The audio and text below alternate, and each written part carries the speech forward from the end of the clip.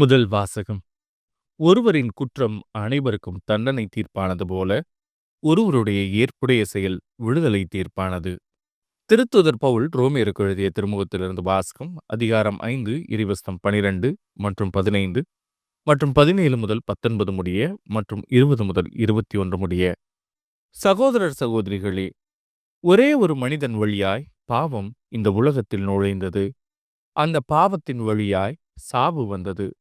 அதுபோலவே எல்லா மனிதரும் பாவம் செய்ததால் எல்லா மனிதரையும் சாவு கவ்விக்கொண்டது. எவ்வாறெனில், ஒருவர் செய்த குற்றத்தால் பலரும் இறந்தனர். ஆனால் கடவுளின் அருளும் இயேசு கிறிஸ்து என்னும் ஒரே மனிதரின் வழியாய் வரும் அருட்கொடையும் பலருக்கும் மிகுதியாய் கிடைத்தது. மேலும் ஒருவர் குற்றத்தாலே அந்த ஒருவர் வழியாக சாவு ஆட்சி செலுத்தினதென்றால், அருள் பெருக்கையும் கடவுளுக்கு ஏற்புடையராகும் கொடையையும் இயேசு கிறிஸ்து என்னும் ஒருவர் வழியாக அடைந்து கொண்டவர்கள் வாழ்வு பெற்று ஆட்சி செலுத்துவார்கள் என இன்னும் மிக உறுதியாய் நம்பலாமன்றோ? ஆகவே ஒருவரின் குற்றம் எல்லா மனிதருக்கும் தண்டனை தீர்ப்பாய் அமைந்தது போல், ஒரே ஒரு மனிதரின் ஏற்புடைய செயல் எல்லா மனிதருக்கும் வாழ்வளிக்கும் விடுதலை தீர்ப்பாய் அமைந்தது. ஒரு மனிதரின் கீழ்ப்படியாமையால் பலர் பாவிகளானது போல், ஒருவரின் கீழ்ப்படிதலால் பலர் கடவுளுக்கு ஏற்புடையவர்கள் ஆவார்கள். ஆனால் பாவம் பெருகிய இடத்தில் அருள் பொங்கி ஒழிந்தது. இவ்வாறு சாவின் வழியாய் பாவம் ஆட்சி செலுத்தியது போல், நம் ஆண்டவர் இயேசு கிறிஸ்துவின் வழியாய் அருள் ஆட்சி செய்கின்றது. அந்த அருள்தான் மனிதர்களை கடவுளுக்கு ஏற்புடையவர்களாக்கி நிலை வாழ்வு பெற வழிவகுக்கின்றது. இது ஆண்டவரின் அருள்வாக்கு. இறைவா, உமக்கு நன்றி. பதிலுரை பாடல். என் கடவுளே, உமது திருவுளம் நிறைவேற்ற இதோ வருகின்றேன்.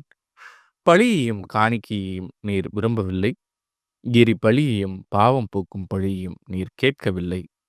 ஆனால் என் செவிகள் திறக்கும்படி செய்தீர். எனவே இதோ வருகின்றேன். என் கடவுளே, உமது திருவுளம் நிறைவேற்ற இதோ வருகின்றேன். என்னை குறித்து திருநூல் சுருளில் எழுதப்பட்டுள்ளது. என் கடவுளே, உமது திருவுளம் நிறைவேற்றுவதில் நான் மகிழ்ச்சி அடைகின்றேன். உமது திருச்சட்டம் என் உள்ளத்தில் இருக்கின்றது என்றேன் நான். என் கடவுளே, உமது திருவுளம் நிறைவேற்ற இதோ வருகின்றேன். என் நீதியை நீர் நிலைநாட்டிய நற்செய்தியை மாபெரும் சபையில் அறிவித்தேன். நான் வாயை மூடிக்கொண்டிருக்கவில்லை. ஆண்டவரே, நீர் எதை அறிவீர்? என் கடவுளே, உமது திருவுளம் நிறைவேற்ற இதோ வருகின்றேன். உம்மை தேடுவோர் அனைவரும் உம்மில் மகிழ்ந்து களி கூறட்டும். நீர் அருளும் மீட்பில் நாட்டங்கொள்வோர் ஆண்டவர் எத்துணை பெரியவர் என்று எப்போதும் சொல்லட்டும். என் கடவுளே, உமது திருவுளம் நிறைவேற்ற இதோ வருகின்றேன். நற்செய்திக்கு முன் வாழ்த்துளி. அல்லேலூயா, அல்லேலூயா. மானிட மகன் முன்னிலையில் நிற்க வல்லவராவதற்கு எப்பொழுதும் விழிப்பாயிருந்து மன்றாடுங்கள். அல்லேலூயா. நற்செய்தி வாசகம். தலைவர் வந்து பார்க்கும்போது விழித்திருக்கும் பணியாளர்கள் பெயர் பெற்றவர்கள். லூக்கா எழுதிய தூய நற்செய்தியிலிருந்து வாசகம். அதிகாரம் 12 இறை வசனங்கள் 35 முதல் 38 முடிய. அக்காலத்தில் இயேசு தம் சீடர்களை நோக்கி கூறியது: உங்கள் இடையை வரிந்து கட்டிக் கொள்ளுங்கள், விளக்குகளும் எரிந்து கொண்டிருக்கட்டும். திருமண விருந்துக்கு போயிருந்த தம் தலைவர் திரும்பி வந்து தட்டும்போது உடனே அவருக்கு கதவை திறக்க காத்திருக்கும் பணியாளருக்கு ஒப்பாயிருங்கள். தலைவர் வந்து பார்க்கும்போது விழித்திருக்கும் பணியாளர்கள் பேறு பெற்றவர்கள். அவர் தம் இடையை வரிந்து கட்டிக்கொண்டு அவர்களை பந்தியில் அமரச் செய்து அவர்களிடம் வந்து பணிவிடை செய்வார் என உறுதியாக உங்களுக்கு சொல்கிறேன்.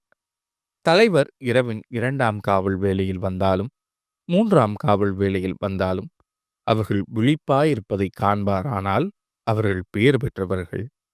இது ஆண்டவரின் அருள்வாக்கு. கிறிஸ்துவே, உமக்கு புகழ்.